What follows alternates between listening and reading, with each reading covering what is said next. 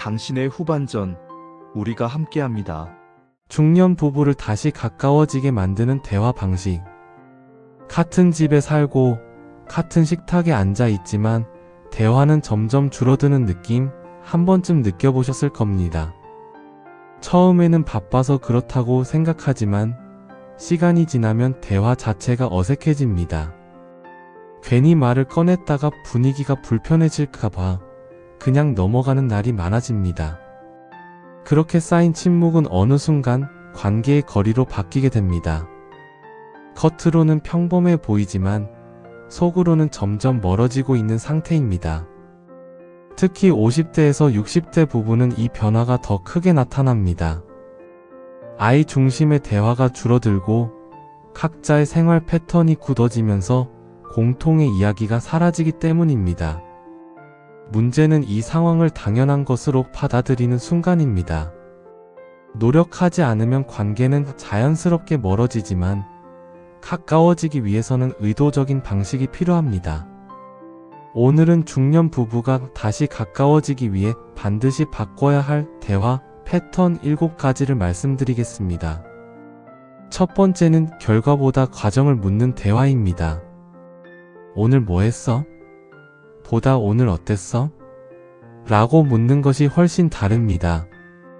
단순한 사실 확인이 아니라 감정을 묻는 질문이기 때문입니다. 이 질문 하나로 대화의 깊이가 달라집니다. 상대가 느낀 하루를 듣는 순간 관계는 다시 연결되기 시작합니다. 두 번째는 판단을 늦추는 대화입니다. 상대의 이야기를 듣자마자 그건 네가 잘못했네라는 말이 나오면 대화는 바로 멈춥니다. 조언이나 판단은 관계를 다치게 만드는 가장 빠른 방법입니다. 대신 그럴 수 있겠다, 힘들었겠다라는 반응이 먼저 나와야 합니다. 이 순서가 바뀌는 순간 대화는 이어집니다. 세 번째는 짧아도 꾸준한 대화입니다. 길게 이야기하려고 하면 오히려 시작이 어려워집니다. 하루 5분이라도 매일 같은 시간에 대화를 나누는 것이 중요합니다. 대화의 양보다 지속성이 관계를 만듭니다.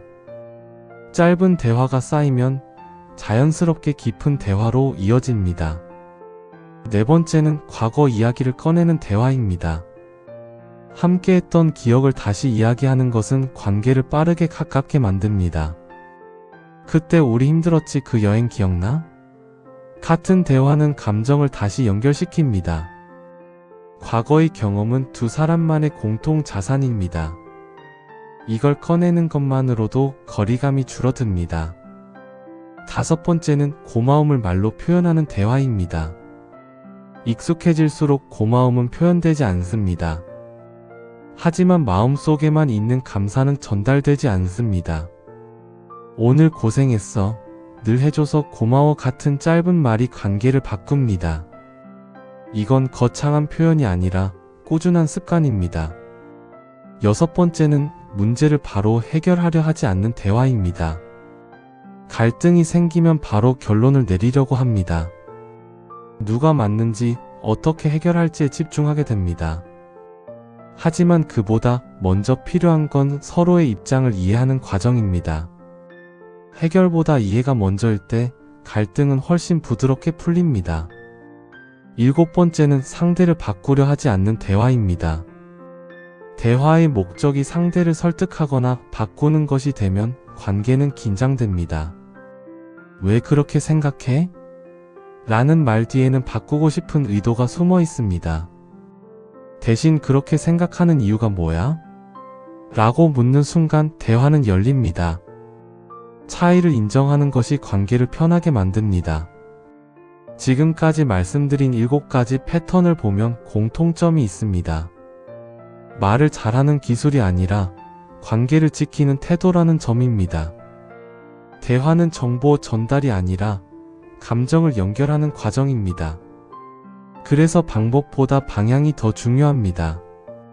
정리해보면 감정을 묻는 질문, 판단을 늦추는 반응, 짧지만 꾸준한 대화, 과거 기억 공유, 고마움 표현, 해결보다 이해, 그리고 상대를 바꾸려 하지 않는 태도. 이 7가지를 실천하면 관계는 자연스럽게 달라집니다. 지금 대화가 줄어들었다고 느껴진다면 거창한 변화보다 오늘 한 문장부터 바꿔보시기 바랍니다. 그 작은 변화가 두 사람의 거리를 다시 좁혀줄 수 있습니다. 지금까지 시니어였습니다. 오늘 내용이 도움이 되셨다면 구독과 좋아요 부탁드리고 50대에서 60대의 삶을 더 건강하고 단단하게 만드는 지식, 여러분의 후반전 시니어 함께 하겠습니다.